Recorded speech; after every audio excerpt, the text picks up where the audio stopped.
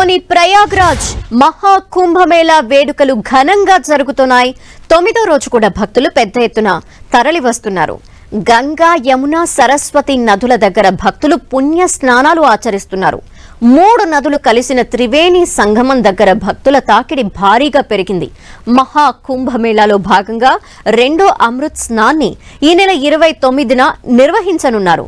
మౌని అమావాస్య రోజున జరిగే ఈ పవిత్ర క్రతువులో సుమారు 10 కోట్ల మంది భక్తులు పాల్గొంటారని అధికారులు అంచనా వేస్తున్నారు. 144 ఏళ్ల తర్వాత గ్రహాల అరుదైన కలయిక ఏర్పడనున్న ఈ సందర్భానికి ప్రత్యేకత ఉండటంతో భారీ రద్దీ నెలకొనబోతోందని భావిస్తున్నారు. 45 రోజుల పాటు మహాకుంభమేళా వేడుకలు జరగనున్నాయి. ఈ మహాకుంభమేళాకి భక్తులు పెద్ద సంఖ్యలో క్యూ కడుతున్నారు. ఇప్పటి వరకు సుమారు 9 కోట్ల మంది భక్తులు కుంభమేళాన్ని సందర్శించారు. ఇవాళ ఉదయం 16 లక్షల మంది త్రివేణి సంగమంలో పుణ్య స్నానాలు చేశారు. భక్తుల రాకతో అయోధ్య, కాశీ ఆలయాల్లో రద్దీ పెరిగిపోయింది.